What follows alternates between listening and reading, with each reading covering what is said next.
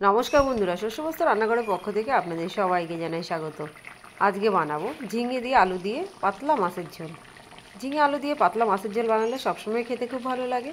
আমি মাছের ঝোল বানানোর জন্য নিয়ে নিয়েছি ঢেলা খয়রা মাছ। বড় সাইজের যে ঢেলা মাছগুলো হয় সেগুলো নিয়ে নিয়েছি। মাছ কেটে ধুয়ে পরিষ্কার করে নিয়েছি, দিয়ে দিয়েছি নুন আর হলুদ। মাছটাকে ভালো করে মাখিয়ে নেব। গ্যাসে কড়াই বসিয়ে দিয়েছি, কড়াই খুব ভালোভাবে গরম হয়ে গেছে। কড়াইতে দিয়ে দিচ্ছি সর্ষের তেল। এবার মাছটা ভেজে দেবো, এক একে মাছগুলো তেলে ছেড়ে দেবো।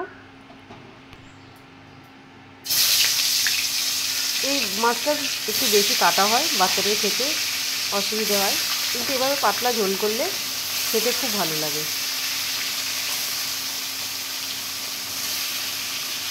মাছটা যখন ভাজবো খুব কড়া করব না, খুব কড়া ভাজলে মাছটা খেতে ভালো লাগে না।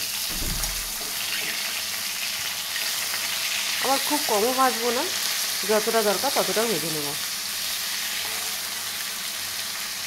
একটা সাইড হয়ে গেছে, উল্টে দিচ্ছি মাছগুলোকে। আর মাছগুলো খুব নরম হয়, উল্টানোর সময় একটু সাবধানে উল্টাতে হবে। মাছ ভাজা হয়ে গেছে, তুলে নিচ্ছি।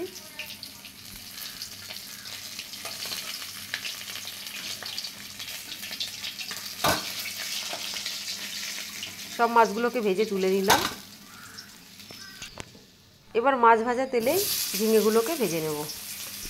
ঝিঙেগুলোকে হালকা একটু নুন দিয়ে হালকা করে ভেজে নেব।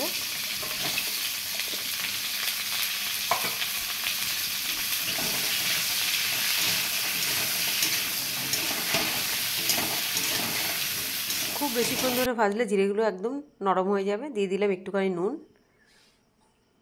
নুন দিয়ে কিছুক্ষণ নাড়ি চাড়ি ভেজে নামিয়ে নেব।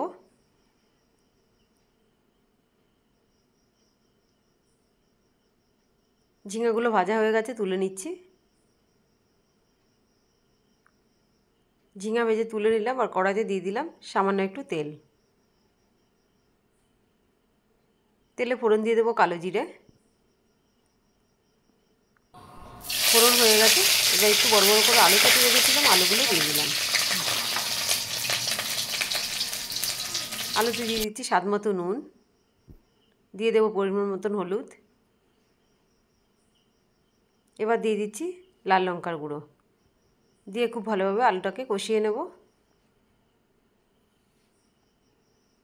আলুগুলো খুব ভালোভাবে ভাজা হয়ে গেছে। এবার দিয়ে দিলাম একটু আদা জিরা বাটা, 1 চামচ মতো আদা জিরা বাটা দিলাম, একসঙ্গে বেটে রেখেছিলাম।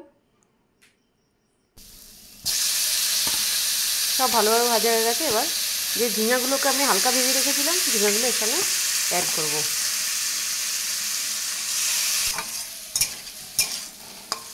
আর অল্প কিছুক্ষণ এটাকে নাড়িয়ে চাড়িয়ে পরিমাণ মতন ঝোল দিয়ে দেবো।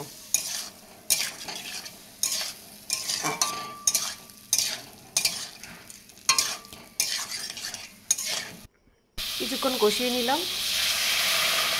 এবার পরিমাণ মতন ঝোল দিয়ে দিচ্ছি। যেহেতু এটা পাতলা মাছের ঝোল, জলের পরিমাণটা একটু বেশি দেবো। আবার খুব বেশি দিলেও ভালো লাগবে না খেতে। যতটা দরকার হয় একটা পাতলা মাছের ঝোল করার জন্য ততটাই দেবো। ঝোলটা ভালোভাবে ফুটে উঠেছে, এবার ভেজে রাখা মাছগুলো দিয়ে দেবো।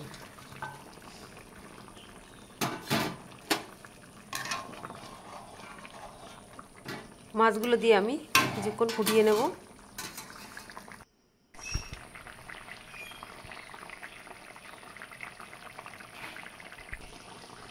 দেখেই বুঝতে পারছেন আমাদের মাছের ঝোল সম্পূর্ণ রেডি হয়ে গেছে।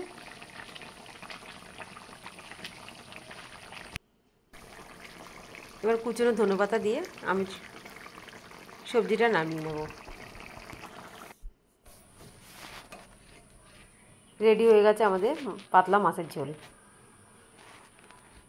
এই রেসিপি আপনাদের কেমন লাগলো অবশ্যই জানাবেন। ভালো লাগলে একটি লাইক করে দেবেন।